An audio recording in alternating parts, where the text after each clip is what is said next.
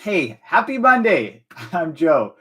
And today I want to talk about something really special and really close to my heart. It's an exercise that I've done with other people. It's an exercise that I've pulled elements from other mentors and other of my coaches, but I pulled a bunch of pieces together to really create something that I believe is really special and really powerful, something that can really move the needle in your life, something that can really help you focus.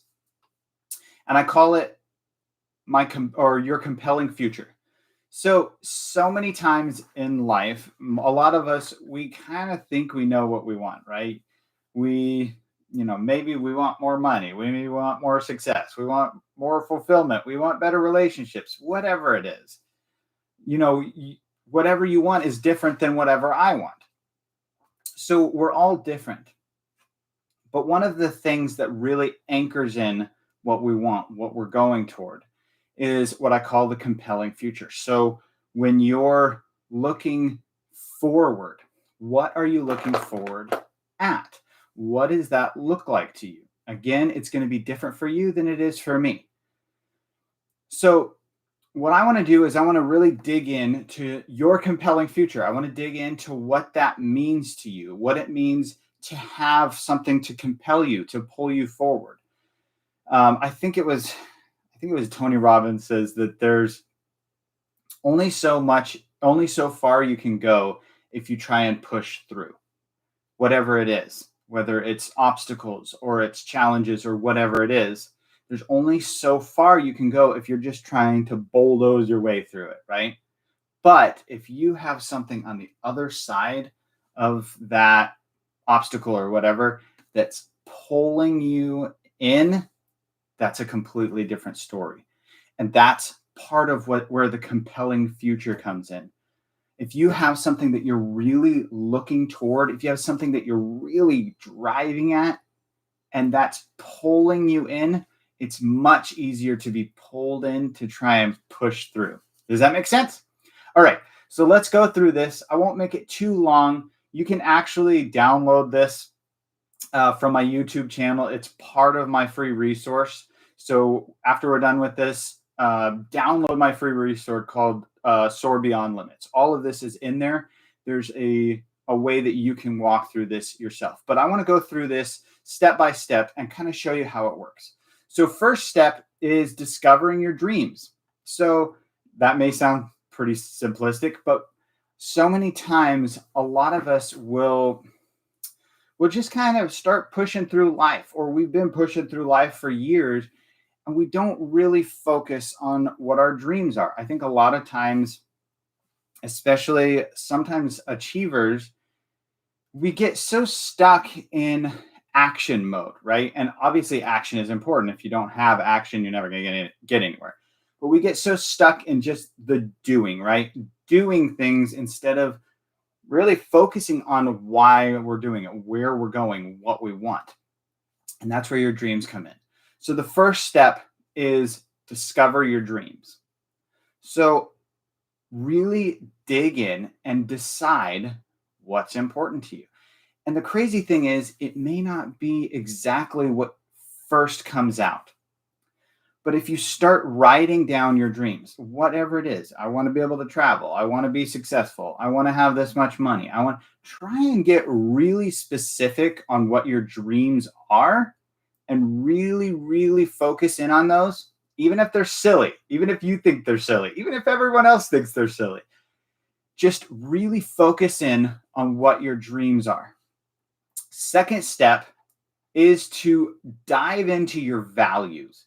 So your values, I did a short about this a little while ago, and your values are really kind of the lens that you see the world through. So it's the reason, it's what you focus on. And these values are going to be different for you than they are for me. A lot of people, their values are friendship, or their values are independence, or whatever that looks like. My values really come down to honesty, integrity, freedom, influence, and wisdom. Those are really my core values and of what I live by every single day of all the time. And again, those are going to be different for you than they are for me. So really focus in on what your values are, what's really important to you. Again, they're going to be different. After you have really honed in on your values and you've really got those in your mind, then to start to define your legacy. And what that means is, how do you want to be remembered? How do you want people to talk about you? You know, I have a mentor that said one of the most powerful things you can do is write your own eulogy.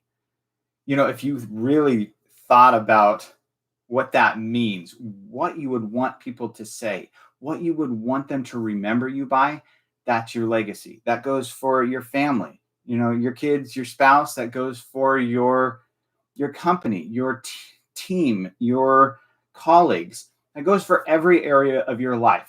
What do you want that legacy to look like? What do you want to leave behind?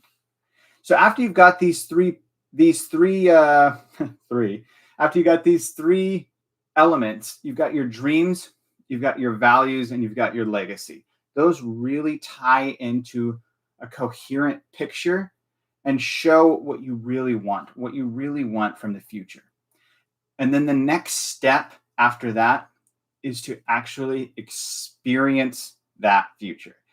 Now, I don't have a time machine. I can't throw you into the future to experience that, but I can almost get the next best thing. So in order to really get compelled by your future, in order to really lock in and really experience that compelling future, the first step to that is to create a picture. So really just build kind of a picture, a future canvas in your life, what you want your life to look like. How do your dreams, your values, and your legacy fit into that picture? Where do you live? What does your house look like? Where is it located? Where are you living? What are you going to be doing for a living? Do you want to be retired? Are you going on vacation? Are you traveling the world? How much money are you making? Whatever that looks like, just really focus in on a picture, kind of a canvas, and focus on the specifics of what you want that to look like. So create a picture. After you've got that picture, create a scene. And that's similar, but we're actually going to shrink down that picture. We're going to shrink down that scene or that picture that we made earlier, the canvas. And we're going to shrink it down into one scene. So just one thing that's happening, that's actually actively happening in your future. And get real specific. Think about what it's going to smell like, what it sounds like, what you're seeing, where you're sitting. Maybe you're with family. Maybe you're traveling somewhere. Maybe you're seeing the Great Pyramids. Maybe you're in the rainforest. Whatever it is, really focus in on a scene and try and hear the sounds, smell the smells, really, really visualize what you're experiencing. And then the last step, and this one is, I can't say it's the most important because they're all important, but this one really anchors everything in. The last step is to attach your emotions. So for the most part in our lives, we don't do anything unless we have an emotional connection to it. Now, I know I'm probably going to get some kickback on that. But so many times people say, well, I don't do things based on feelings. I don't do things based on my emotions. But you do. You know, not that long ago, I was kind of stuck in a trap of anger and sometimes resentment for certain things. You know, my son was sick for a while, and that was a tough thing to get through. But I realized that I am experiencing emotions. I can experience indifference. I can experience anger. I can experience hatred and bitterness and resentment, whatever that is. That's still a feeling. That's still an emotion inside you. So you can actually choose. I'm going off on a tangent here, but you can actually choose, instead of choosing those emotions, you can choose joy. You can choose to live in a beautiful state. You can choose to have different emotions. You're gonna have emotions. You're gonna have feelings no matter what. Why not have them be the positive ones? Nobody can go throughout life without emotions. It doesn't work. It doesn't happen. So really attach your emotions to your compelling future. And then as you start to create that, as you start to build that, so you start with your dreams, then you define then you really dive into your I just lost the word. Dive into your values. And then you define your legacy, and then you create a picture, create a scene, and then attach your emotions. This is how you really, really anchor in your compelling future. I know this works because I've done it myself. In fact, I do it about once a month because it re-anchors what I'm actually focusing on, what I want out of life, and the direction that I want to go. Guys, have an amazing, amazing New Year's. And I just know you're going to crush it in 2025.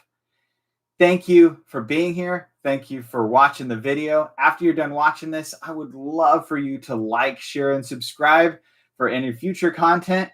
I'm going to be here for you in the new year. I know you're going to crush it in 2025. Keep growing and empowering those around you one mind at a time. Until next time.